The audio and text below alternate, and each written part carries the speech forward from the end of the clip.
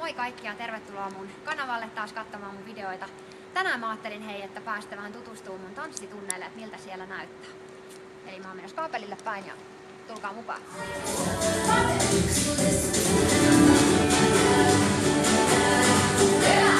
On niin siistiä se kun näkee, kun nämä oppilaat oppii, oivaltaa ja tajuu uusia asioita ja sitten ne vielä on niin fiiliksissä. Se on niin makeeta.